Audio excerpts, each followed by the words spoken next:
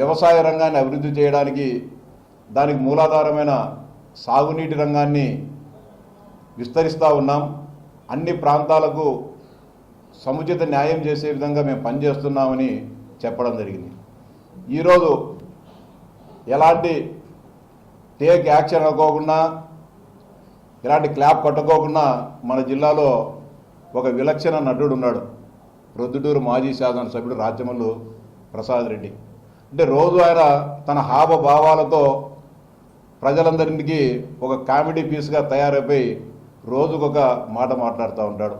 అంటే తాను ఆంధ్రప్రదేశ్ రాజకీయాలలో తాను ఒక నీతికి నిజాయితీకి చెందిన రాజకీయ నాయకుడిని, ఈ రాష్ట్రంలో అందరూ బెట్టింగ్లు ఆడతారు, నేను ఆడను, ఈ రాష్ట్రంలో అందరూ ప్రజాప్రతినిధులు మటకాను నిర్వహిస్తారు, నేను నిర్వహించను, ఊర్లోళ్ళ సొమ్ములను దోపిడీ చేసుకుంటా, రైతులకు తెలియకోకుండా అందరూ భూములు రాయించుకొని కోట్లాది రూపాయలు సంపాదిస్తారు, నేను మా అన్న మాత్రము నీతి నిజాయితీగా సంపాదించిన డబ్బుతో రైతులు చెప్పిన ధరకు డబ్బులు ఇచ్చి మీ భూములు కొంటామని చెప్పి ఆ విలక్షణ నటుడు రకరకాల హావభావాలతో ప్రజలందరినీ కూడా రంగరిస్తూ ఉంటాడు. రాచమల్లు శివప్రసాద్ రెడ్డి గారికి, వైఎస్ఆర్పీ నాయకులకు నేను సూటిగా ప్రశ్నిస్తూ ఉన్నా. జగన్మోహన్ రెడ్డి రాయలసీమకు క్యాన్సర్ గడ్డ ఎందుకు కాదని నేను ప్రశ్నిస్తూ ఉన్నా. 2019-24 మధ్యకాలంలో జగన్మోహన్ రెడ్డి గారు రాయలసీమ ప్రాంత ప్రజలు చిరస్థాయిగా గుర్తుపెట్టుకునే విధంగా ఏ ఒక్క పథకమైనా కూడా ఈ ప్రాంతంలో అమలు చేశాడని నేను సూటిగా ప్రశ్నిస్తూ ఉన్నా. మంచి చేయకపోగా మంచి చేస్తున్న వారిని అడ్డుకొని వారి పేరు బురద జల్లే కార్యక్రమాన్ని శ్రీకారం చుట్టాడు. ఇంకా దారుణాతి దుర్మార్గకరమైన విషయం, ఇటీవల గత 3-4 నెలలుగా మాట్లాడుతూ ఉన్నారు. ప్రాంతీయ విభేదాలను రెచ్చగొట్టే విధంగా, రాయలసీమ రైతాంగాన్ని రెచ్చగొట్టే విధంగా మాట్లాడుతూ ఉన్నారు. నిన్న మొన్న సజ్జల రామకృష్ణారెడ్డి గారు నెల్లూరు ప్లస్ ఉమ్మడి రాయలసీమ జిల్లాల వాళ్ళ పార్టీ నాయకులతో పెట్టడం సమావేశాలు పెట్టి రాయలసీమ ఎత్తిపోతల పథకం ట్రెండ్ సెట్టర్ అది లేకపోతే రాయలసీమ నెల్లూరు జిల్లాలు కరువు బారిన పడతాయని చెప్పి ఉపన్యసించడం జరిగింది, ముచ్చట్లు చెప్పడం జరిగింది. ఈ సందర్భంగా క్యాన్సర్ గడ్డ ఎందుకు కాదో రాచమల్లు శివప్రసాద్ రెడ్డి చెప్తా. రాయలసీమ ఎత్తిపోతల పథకం పనులు ప్రారంభించి జగన్మోహన్ రెడ్డి కాదని చెప్పడంలే, పనులు ఆపింది మీరు. అక్కడ కేవలం బోగస్ పనులు చేసి 900 కోట్ల రూపాయలు దోపిడీ చేసింది మీరు. నేషనల్ గ్రీన్ ట్రిబ్యునల్లో అనుమతులు కావాలంటే పర్వేసి పోర్టల్లో సంబంధిత పత్రాలను దాంట్లో అప్లోడ్ చేయకోకుండా ఆపివేసింది మీరు. మీ ప్రభుత్వంలో పనులు ఆపి ఈ రాయలసీమ ప్రజానీకానికి ఏమీ తెలియదని నంగనాచుల మాదిరి ఈరోజు రాయలసీమ ఎత్తిపోతల పథకం ఆపారు, పనులు చేయలేదని చెప్పి ఇంకొకరి మీద బుద్ధ జల్లుతున్నారు. ఇది క్యాన్సర్ గడ్డ కదా శివప్రసాద్ రెడ్డిని అడుగుతా ఉన్నా. అలాగే రాజోలు రిజర్వాయర్ నిర్మిస్తామని చెప్పి టెంకాయ కొట్టావు. వారి పరిపాలన 5 సంవత్సరాల్లో కనీసం 5 స్పూన్లు మట్టైనా ఎత్తిపోచారని అడుగుతా ఉన్నా. వేలాది ఎకరాలను భూసేకరణ చేసి కనీసం ఒక్కరికి కూడా ₹1 చెల్లించుకోకుండా ఈరోజు ఆ ప్రాంత రైతులకు ఒకవైపు డబ్బులు రాలేదు. వారు ఏదైనా కూడా అమ్మాలన్నా కొనాలన్నా కూడా మొత్తం అది ప్రభుత్వ భూమిగా, భూసేకరణకు సంబంధించిన భూమిగా ఈరోజు చూపిస్తూ వేలాది మంది ఎకరాలకు ఉన్న రైతు సోదరులు ఈరోజు ఇబ్బంది పడడానికి మీరు కారణం కాదా అని నేను ప్రశ్నిస్తా ఉన్నా. ఇది క్యాన్సర్ గడ్డ కాదా అంటున్నా. రాయలసీమ కాదు, పులివెందల ప్రాంత ప్రజల క్యాన్సర్ గడ్డ అని చెప్తున్నాగా స్ట్రైట్గా. వేంపల్లి మండలం నుంచి చక్రాయపేటకు పోయే జిఎన్ఎస్ఎస్, హెచ్ఎన్ఎస్ఎస్ కాలువల ద్వారా కాలేటివాగు రిజర్వాయర్ను 5 సంవత్సరాలు నిర్మించలేని క్యాన్సర్ గడ్డ కాదని అంటున్నా నేను.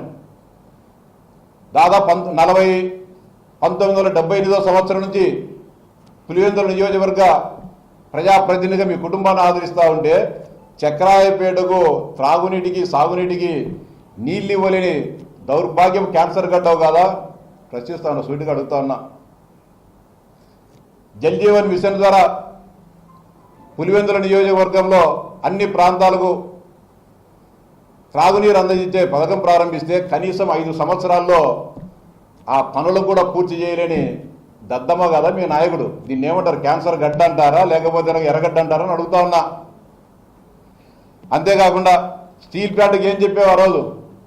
2019 ఎన్నికల ముందు నేను జమ్మలమడుగు నియోజకవర్గంలో స్టీల్ ప్లాంట్ నిర్మించకపోతే 2024లో జరిగే ఎన్నికల్లో నేను ఓట్లే అడగనని చెప్పినావా లేదని అడుగుతాన్నా. క్యాన్సర్ గడ్డని అడుగుతాన్నా. ఇది క్యాన్సర్ గడ్డ కాదా? కట్టినావా నువ్వు? నాలుగ మడతలు తిప్పి అస్త వంకర్లేసి మళ్ళీ 2024లో జమ్మలమడుగుకు వచ్చి సిగ్గు లేకోకుండా మా అభ్యర్థిని గెలిపించమని ఓట్లు అడిగిన విషయం వాస్తవమా కాదా అని అడుగుతాన్నా ఈ విలక్షణ నటుని. అదేవిధంగా కడప వరకు జేఎన్ఎస్ఎస్ కాలువలను పొడిగించాలని టెండర్లు పిలిచావు. మీ మేనమామ కట్టబెట్టావు. మీ మేనమామే కమిషన్లు తీసుకున్నాడు. కాంట్రాక్టర్ వినాడు. మీ మామ కొద్ది మీ మామ డబ్బులు ఎత్తుకోపోయి అన్న పెట్టుబడులు పెట్టుకున్నాడు. ఎందుకన్నా జీఎన్ఎస్ఎస్ కాలువలు పొడిగించలేకపోయినావు? కనీసం 1 కిలోమీటర్ పని అయినా సరే మీరు సక్రమంగా చేసినారా? మీరు ఏ పరిశ్రమలు తెచ్చారు రాయలసీమకు చెప్పండి. ఏం పరిశ్రమలు తెచ్చారు?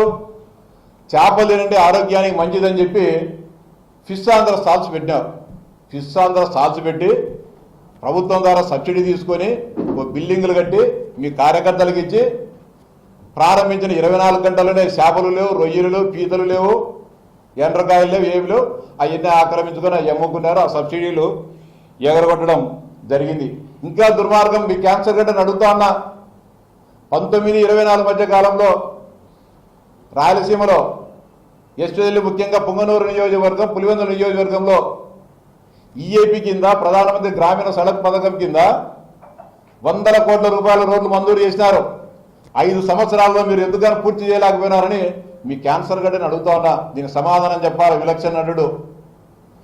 లోకేష్ గారు వచ్చినారు, చంద్రబాబు నాయుడు తిట్టినారు. లోకేష్ గారు వచ్చినారు, జగన్మోహన్ రెడ్డి భజన తప్ప ఏం చేయలేదు. మీ జగన్మోహన్ రెడ్డి నిన్న మొన్న పర్యటన చేశారు. విశాఖపట్నానికి మొన్న మత్స్యకారులు ప్రారంభించినాడు. నిన్న భీమవరంలో ఈ రొయ్యల రైతులను పరామర్శించడం విన్నారు. నిమిషానికి ఒకసారి చంద్రబాబు నాయుడు గారిని, లోకేష్ గారిని తిట్టేది, విమర్శించేది మీరా మేమా? నిన్ను తిట్టేది మళ్ళా. రొద్దుటూరులో కార్యకర్తల సమావేశం జరిగింది. మా కార్యకర్తలు ఏం చేయాలా, ఈ ప్రభుత్వం ఏం చేస్తుంది, ప్రజలలో ఏ విధంగా మంచి పేరు తెచ్చుకోవాలని చెప్పి ఒక దిశానిర్దేశం చేశారు తప్ప నువ్వు 5 సంవత్సరాల్లో నువ్వు శాసనసభ్యుగా ఉన్న సమయంలో నువ్వు చేసిన దుర్మార్గాలు, నీ దోపిడీని, నీ భూ కబ్జాలను, నీ ఇసుక దందాను, వ్యాపారులను వేధించడం, కరోనాలో ఏ విధంగా నువ్వు వ్యాపారులను వేధించింది ప్రొద్దుటూరు ప్రజలందరూ కూడా ఈరోజు కూడా కళ్ళకు కనపడతానే ఉంది. దాని గురించి మాట్లాడలేదే. మా పార్టీ మాకు దిశానిర్దేశం చేశాడు. మీ భారతీయ సిమెంట్లో పే చేసే జీతాల కంటే దాల్మియా సిమెంట్లో ఎక్కువ జీతాలు ఇవ్వడం జరుగుతోంది. ఇది వాస్తవమా కాదని అడుగుతున్నా.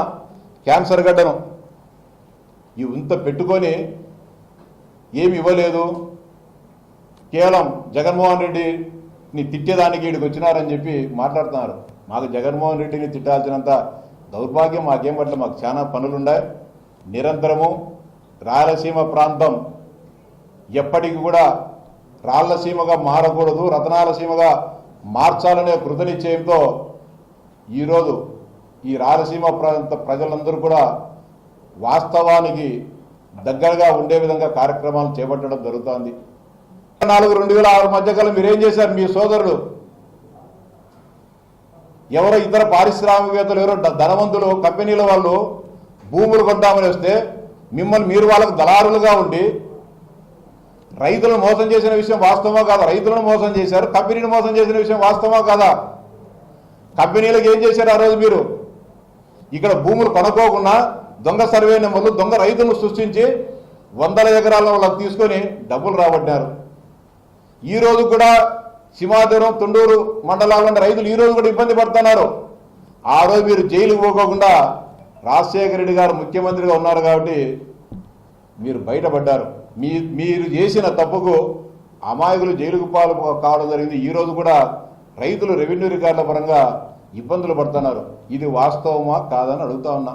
ప్రతి ఒక్కరూ తప్పనిసరిగా యూట్యూబ్లోకి వెళ్ళి కడప వార్తను లైక్ చేయండి, సబ్స్క్రైబ్ చేయండి. ఇట్లు మీ జి రమణయ్య, ఎడిటర్, కడప వార్త.